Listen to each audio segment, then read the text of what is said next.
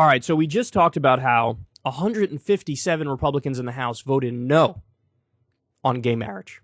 157. That's astonishing. 71% of the country is for gay marriage.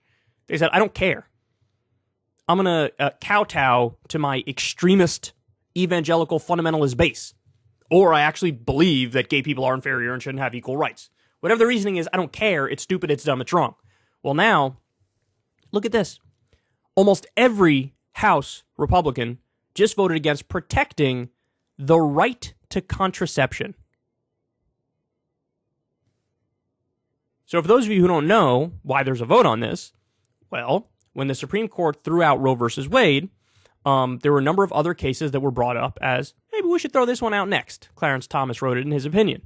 And gay marriage was brought up. And the right to contraception, there was a case on the right to contraception. That was also brought up. So now Democrats are calling Republicans bluff, and they're saying, oh, okay, so if the only way to protect this is to codify this into law, let's codify it into law, and let's get them on the record. And then they just walk right into the trap and show their extremist colors. This is astonishing. Let me give you the specifics. Following the leak of the Supreme Court's draft opinion to overturn Roe v. Wade, most Republicans stayed quiet. Others were quick to dismiss the catastrophizing that after Roe's fall, other privacy rights long popular with the American public, including gay marriage and access to contraception, would soon be at risk. Well, lo and behold, it turns out those fears were justified. A bill seeking to codify the right to contraception, one of the most morally acceptable issues in the country, was almost unanimously rejected by Republicans in the House today. The House vote was 228 to 195. They passed the Right to Contraception Act, preserving access to birth control measures. Only 8 Republicans voted to join 220 Democrats in voting yes. Here are those Republicans: Liz Cheney, Brian Fitzpatrick, Anthony Gonzalez, John Katko, Adam Kinzinger, Nancy Mace, Maria Elvira Salazar, and Fred Upton. Right to contraception. Only 8 Republicans were for it. So that means 195 Republicans are against protecting a right to contraception. So let me explain what that means. This is important. There are some very socially conservative states around the country. Mississippi, Alabama, Texas, you name them. And these Republicans want those states to be able to decide, we're going to be authoritarian, and we're going to decide no birth control here. We're going to ban the pill. Or whatever other form of contraception they want to ban, because they might think premarital sex is immoral, and if we allow these things on the market, we are facilitating premarital sex. And we don't want to do that. So, let's ban it. 195 Republicans say, yes, let the states decide if they want to ban it. So this is hilarious to me because Republicans always talk about they want small government and they believe in freedom. But really what they want is to allow the individual states to be incredibly tyrannical, dictatorial, and authoritarian and control everybody's private life. There's no other interpretation of this. That's exactly what it is. So you're against big government if it's the federal government, but you're for big government if it's a state in a very primitive and retrograde way getting involved in your private life and telling you what you can and can't do, even if it's not hurting anybody else. 195 Republicans voted against a right to contraception. They don't think contraception should be legal throughout the entire country. You give them an inch, they take a mile. I keep saying, how far back will they roll the clock if they can get away with it? And the answer is, as far back as you can imagine. Because if the overwhelming majority of them were against gay marriage, and 195 of them, the astonishing majority, what is over 90% are against right to contraception, Jesus Christ, what other sort of extreme ideas and policies and thoughts do these people have? So they say, this is Mother Jones, take a look at the 228 to 195 vote. Only 8 Republicans joined Democrats in favor of the Right to Contraception Act, which seeks to enshrine the right to birth control without government restriction. Again, so this is an instance of Democrats being in favor of small government and Republicans being in favor of big government to control your private life. And this is why social conservatism is a scourge. It's deeply authoritarian. I have no problem. In fact, I actively support government intervention in the economy to help working people in their lives. I support that. Government intervention into the economy. I don't support government intervention into private lives as a general rule. And the Republicans do. They flip that. They say no government intervention in the economy, fuck working people. And yes, government intervention to regulate and micromanage your private life. The bill now goes to the Senate, where it's unlikely to get the support of 10 Republicans. Let's repeat that. Unlikely to get the support of 10 Republicans needed in order to overcome the filibuster. Wow. Together, the measure and its all but certain demise stand as further confirmation that Roe's End is just the beginning of the GOP's extremist agenda. So now, ladies and gentlemen, we're in quite a pickle here, aren't we? Because the Democrats are useless. They're feckless. They are pathetic.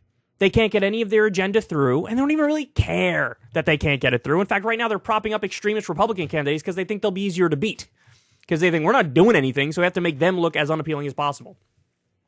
So the Democrats are useless, but the Republicans are actively evil on shit like this. I have no problem calling this evil. Being against a right to contraception, being against gay marriage, that is evil shit. That is so out of lockstep with the mainstream. And a basic sense of fairness and justice and live and let live. As I read this, I think of Dave Rubin with his whole, the reason he's now a Republican and a conservative is because I'm the guy who supports live and let live, bro. Does Dave have anything to say about the 195 Republicans who voted against a right to contraception?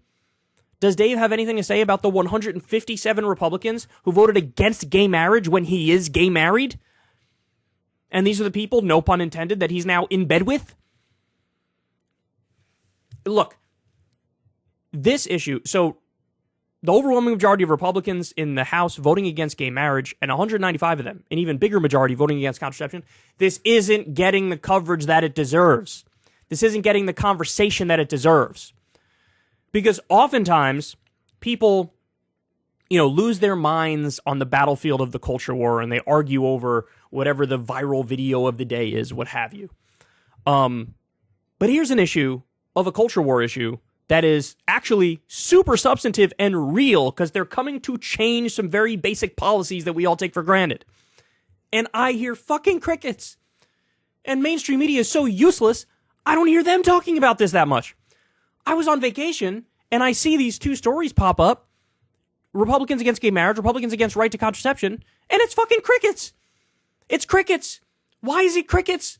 Why is everybody not talking about this?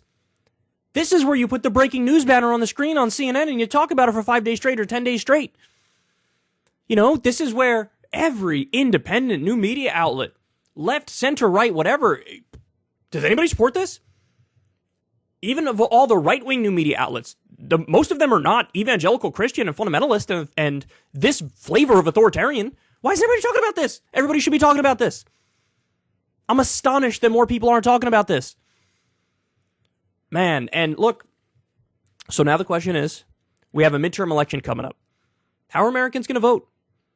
Are they going to prioritize the economy, inflation, gas prices? Will they vote to reject the sitting party because those things are out of control and out of whack and not going well?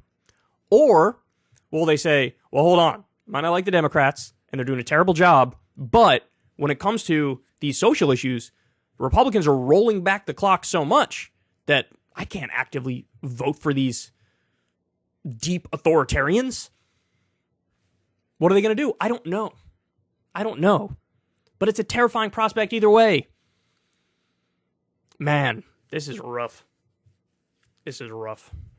So, look, basically what happened this past week is elected Republicans came out of the woodworks to say, the most harsh and extreme criticisms of me from the far left are 100% accurate. If 195 in the House vote against a right to contraception and 157 vote against gay marriage, settled issues among the American public. They're flying that freak flag, dog. That's what they're doing. So, do with this information what you will. But look, strategically, as a move from the Democrats, this was smart, but now they need to talk about it nonstop because this is flat out extremism.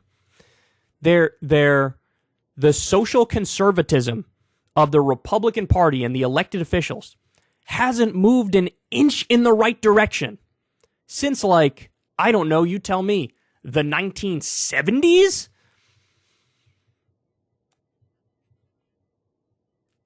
People need to know that this is what they stand for and this is what they believe in. Look, I'll say it again. Democrats are useless, feckless, pathetic, also corrupt. The Republicans are corrupt and viciously authoritarian and evil, and primitive and retrograde in terms of their ideology and the policies they support. These are no-brainer votes. And the proof is in the pudding with how they came down. So, look, I follow politics for a living. Even I was a little bit shocked by those numbers. Even I was. And don't let people mislead you by talking about, oh, bipartisan vote, because 8 Republicans said there's a right to contraception. Just 8. 8. Or on the gay marriage one.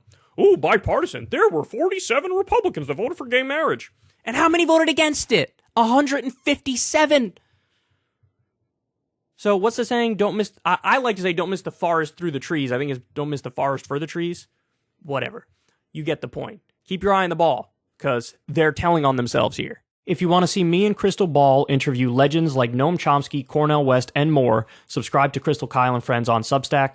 $5 a month gets you the video version a day early. Remember, we take 0 ad dollars for this podcast. Or you can sign up on Substack for free and get the audio version a day later. Link in the video description box below.